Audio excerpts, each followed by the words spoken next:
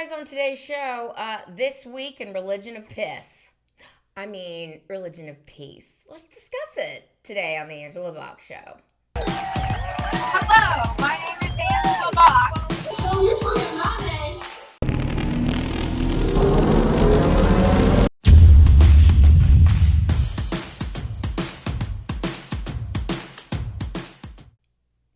Okay, you guys, there's a lot. And it seems to, has anyone noticed the temperature getting higher and higher and higher when it comes to Islam and Muslims? I mean, I'm certainly noticing it. If you live in a Western country, no doubt you're noticing, like, what's with all the Muslims everywhere, and what's with all these people demanding that we acquiesce to their whims and ways. Like, what is going on here? Even in Texas, you guys, there's a lot of shit going on that needs to be discussed. But before we get into the stories going on, we need to have a real serious talk about Megyn Kelly and Tucker Carlson. And, you know, Candace Owens and Alex Jones on a lesser note. I mean, Alex Jones has lost his damn mind. Candace has been out to lunch for a minute now, but we really haven't talked much about Megyn Kelly and Tucker Carlson. And this pains me, you guys. Like, I was a stan for Tucker Carlson. That is when I stopped watching nightly Fox News, when they yanked Tucker, when they had to pay the BS, settlement with Dominion voting system, aka the Voldemort machines, and they were like, well, whoopsie, I mean, I guess we got to take Tucker Carlson off the air because we had to pay so much money to the Voldemort machines because they absolutely, definitely didn't switch votes on their machines. I mean, that was just crazy talk. Anyway, bye-bye, Tucker. Well, that's when I stopped watching Fox News on a nightly basis. And, Tucker's the one that upsets me the most. In the last few months, Tucker has gone like almost full Muslim. And it's very, very strange to behold, because this is a guy that, like the rest of us, used to understand that Islam is a true threat to Western civilization. They're not compatible. As Charlie Kirk famously said, Islam is not compatible with Western civilization. And Charlie had a really interesting comparison. He said, look, you might know individual Muslims who are great, and I will stand on all 10 toes on that. I know Muslims individually who are great people, but Islam in the macro sense is not good, okay? It's just not. Their values, their culture does not align with Western civilization. But yet Tucker, in clip after clip after clip, not only did he say last week that he regrets telling people to vote for Trump, it's like, well, who would you have had us vote for, Tucker? Senator knee pads? Like, what are you talking about? Like, not only, it's like, okay, you hate Trump now. Okay, cool. Do you also hate the entire administration? Do you hate MAGA? Do you hate J.D. Vance? Do you hate Kash Patel? Like, who else is on your shit list if you're telling people you regret people voting for Trump? Again, why? Because of the Iran war? Because of Trump actually doing something about the number one state sponsor of terror, yet you are bending over backwards to lick the taint of Muslims all of a sudden? And you're saying, I think it's great when people, have a reverence for God. And isn't it wonderful? And all people of faith should come together. Like, yeah, in theory, but we all know what happens when a bunch of Muslims gather. And we all know what happens when Muslims take over a society. It's not good, okay? Anyone heard of Sharia law? But here's Tucker on Megyn Kelly's show. We'll get to her. Here's Tucker on Megyn Kelly's show basically saying, like, what's the big whoop? I mean, Muslims are just people of faith. Roll the clip. Okay, so what happened, interestingly, in response to that clip online yesterday was a torrent of demands by the Israel Firsters and some regular conservatives. I mean, demanding that in their view, return to Muslim hate. That any deviation off of Muslims are bad, universally bad, is not acceptable and makes you of the left, was the accusation.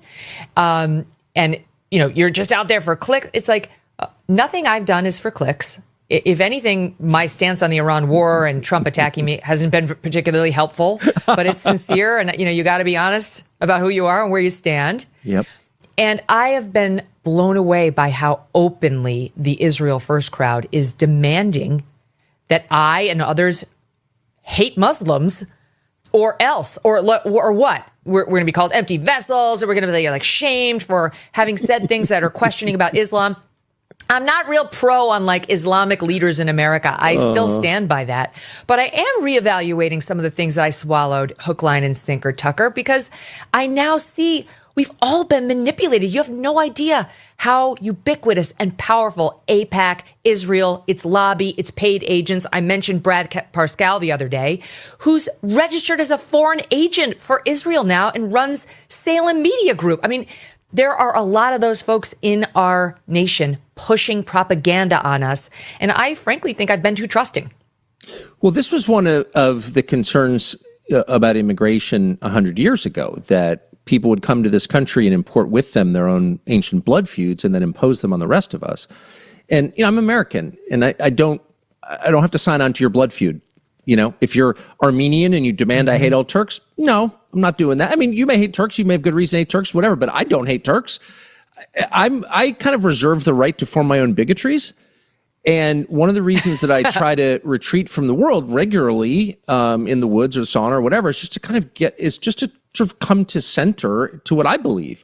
I'm a Christian, which is an exclusive claim. Okay, so I believe Jesus is the Son of God. I believe you get to God through Jesus. That's exclusively through Jesus. So I'm not a Muslim. I'm not a Jew. I'm not a Hindu. I'm not a Sufi. I'm a Christian. On the other hand, I just like reverent people. And anyone who bows down before God and admits I'm not God 5 times a day doesn't share my theology. We don't have the same view of how you get to heaven. But that person is not by definition my enemy. He also said that, Trump's not going to be around for much longer. And, he's in total incompetent. But Gavin Newsom's not an incompetent, because he basically says that, we should just roll over and play dead. Like, we're going to lose this whole thing. If we lose this whole thing, it's because of assholes like y'all, okay? It's because of Candace. It's because of Alex Jones, because of Megyn Kelly and Tucker Carlson, who are all up in their feelings about Israel. And how, I guess the Jews really do run everything. Wow. I mean, I had no idea that all those anti-Semitic tropes are actually true. It's like, y'all, Israel's not the problem, okay? It's the Muslims, okay? Israel's trying to stop the invasion, the hordes of radical Islamists from taking over the rest of the world. And y'all, Islam is not a religion so much as it is a political movement, okay? And Islam, last time I checked, correct me if I'm wrong, is the only religion that says you will either convert or die. Megyn, you have anything to say about that? Tucker, any comments about that? Like, you will either submit to Islam or we will kill you. And that's in their book. So what the actual F are you even saying? And someone needs to look into the finances of Tucker Carlson and Megyn Kelly.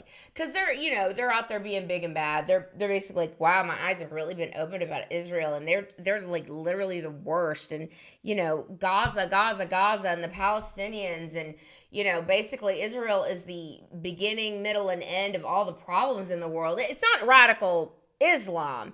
It's not Iran being the #1 state sponsor of terror that everyone has kicked the can for 47 years and refused to deal with. Or if you're Barack Obama, the first black president, you decide to give him like $1.7 billion and like lift all the sanctions and be like, you pinky swear, you pinky promise that you won't develop a nuclear weapon, Iran? Okay, here's $400 million in cash, in pallets of cash.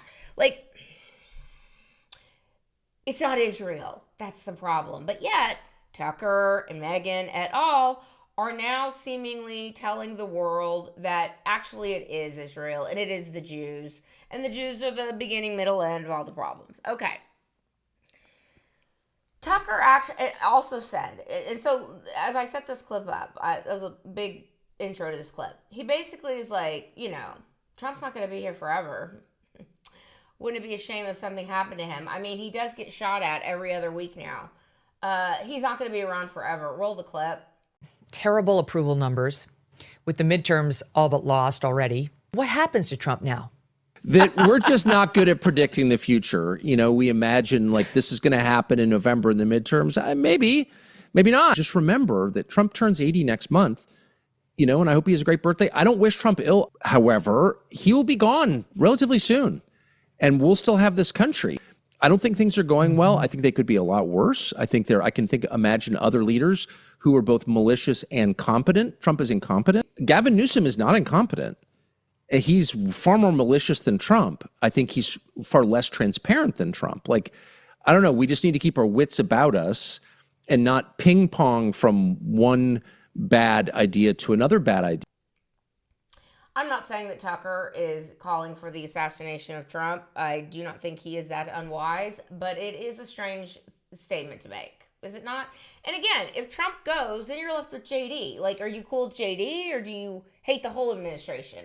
Because last time I checked, JD Vance is like team getting rid of the Iranian mullahs, okay? And team Israel. What are we talking about here? And then we got old Megyn Kelly. And Megyn Kelly, y'all.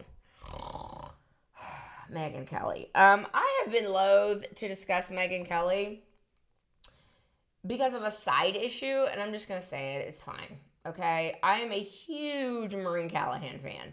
Huge. I watch The Nerve every time. I think she's fantastic. She and I are simpatico in, like, a lot of ways. I love that she was an intern for Sassy Magazine. Like, I got Sassy Magazine. Like, she's a contrarian. She gets it. She's wickedly smart and funny, and I love her show. Well, she got her exposure because of Megyn Kelly. Megyn Kelly would have her on her show a lot, and people were like, we like what this lady's saying. And so Maureen's show is just taken off like a rocket.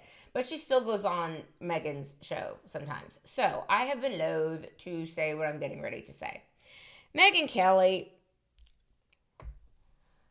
Harbro, who this woman? Okay, because here's some clips of Megyn Kelly like earlier this year talking about the scourge of Islam, and then like 3 days ago talking about how Muslims are amazing, you guys. Like, what is your problem? Roll the clip. Islam is not consistent with the values of America, of the West.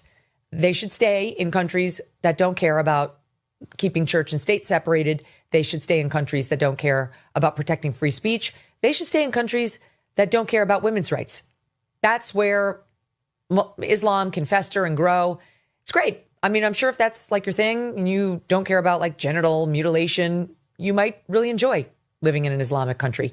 If you don't mind living in a life as a woman where you have to keep every inch of your body except for your eyeballs covered, yeah, it's someplace in the Middle East could be for you. It's not my thing.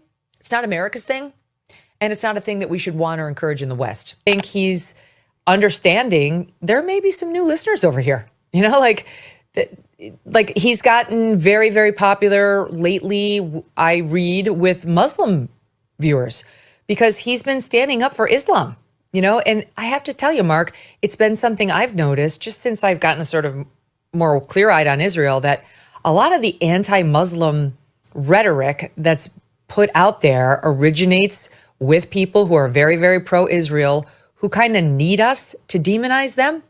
Right. And I've taken a look recently at my own rhetoric on this to say, like, have I been manipulated? I want to make sure I'm not getting manipulated. There's no such thing as Islamophobia. You are not only entitled to, quote, fear Islam, I would argue it's your duty as a Christian to stand up and fight against it.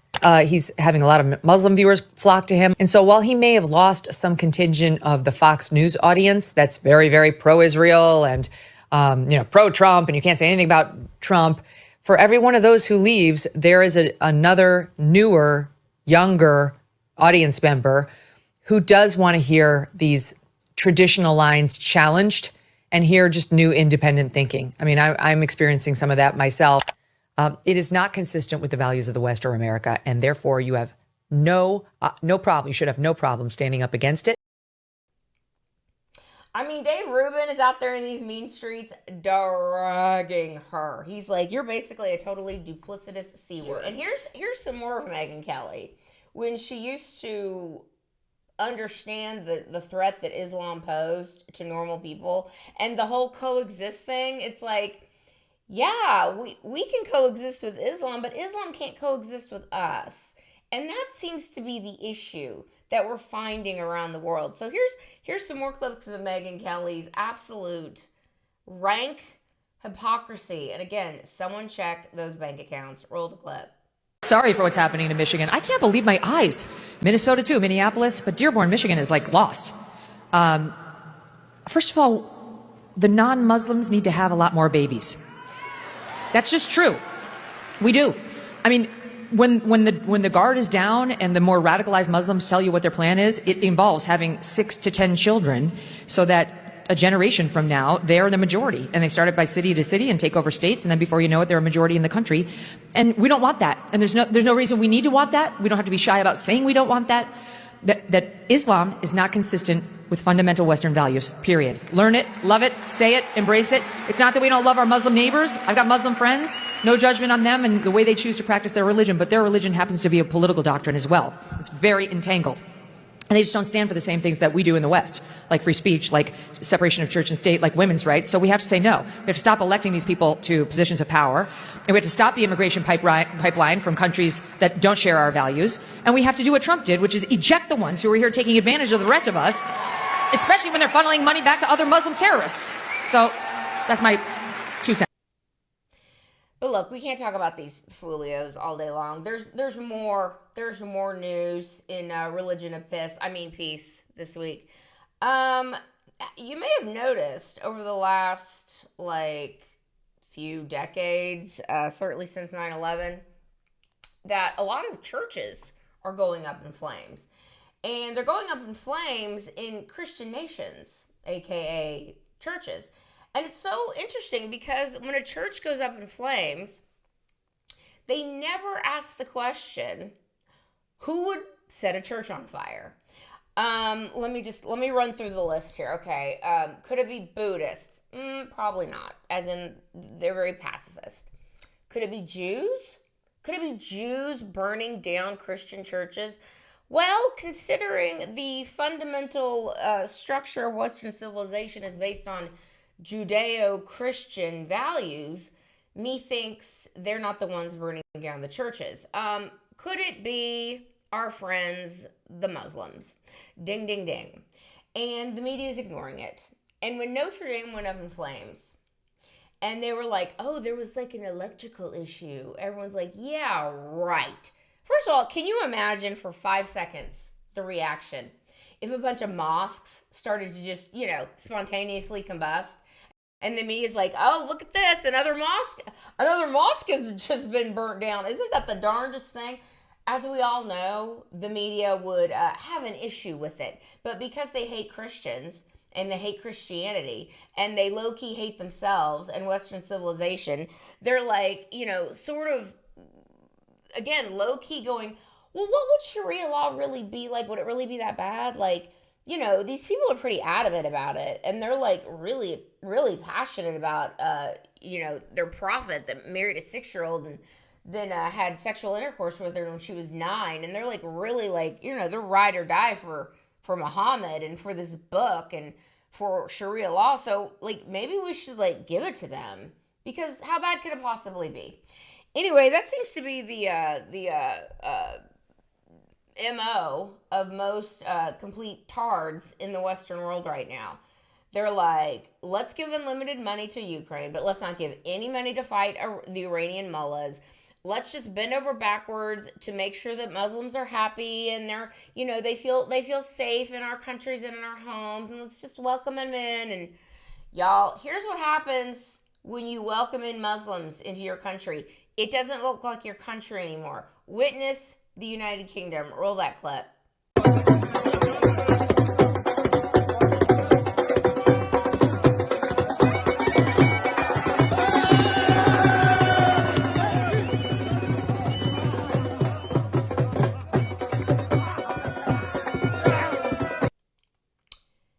Y'all, and we're going to get to the UK elections in another segment, but it is not a coincidence. It is not a coincidence that Muslims have for a very, very long time said Islam will take over the world, because they know how weak and how pathetic people in the Western world are, that are just want to show how tolerant they are. Just show how tolerant they are, and everything's cool, and we can all coexist. Here's I don't know how long my girl Trish is gonna cut this, but I found this clip, and it's a professor who basically said, we've allowed this to happen, and it's just a matter of time now until the takeover is complete. Roll the clip. You're not doomed yet, but in all of world history, there has never been a civilization that has so opened its doors to another civilization that is openly hostile to it. So this is unprecedented, what's happening. Your ancestors of Europe, and I describe it in my books because I write about history, fought tooth and nail to prevent Islam from entering and conquering Europe, because that was one of the grand plans that went on for century after century. From the east, the Turks were trying to enter Constantinople. They surrounded Vienna in 1683, and before that, the Muslims, I told you, went up into Tours in France in 732, 1,000 years later. This was an actual goal. And now Western Europe is saying, oh, none of that matters. It was a misunderstanding. Come on in. But they haven't changed. That mentality, and when I say they, that's obviously, I'm simplifying. The mentality that I've described is part of Islam. It's an Islamic concept. So the Islamic State, you're told, oh yeah, they have nothing to do with Islam. They've twisted it. No, they haven't. They are a representation of what Islam, the caliphs, the sultanates, the emirates, that's how they operated. The heads of Islam, the grand imams and the muftis said the same exact thing. Okay, so that is what it is. Again, it's not my point to arguing, oh, well, this particular migrant wants to conquer you. Maybe he doesn't. Maybe he's looking for a good life. I understand that, and that's what makes it complicated. But to just open your borders completely to that demographic, which has within it, not all of it, but within it, that kernel of animosity for Christians and so-called infidels, and the imperative to conquer the world in the name of jihad for Allah, which they're the good guys, keep in mind. They never see themselves as the bad guys. This is one of the issues with all conflicts. They're not bad guys. They're good guys in their minds. You're the bad guys because you're infidels, and they're trying to bring the light of Islam to you. I mean, even here in Texas, you guys, we got a couple stories. Let it out. Let it out.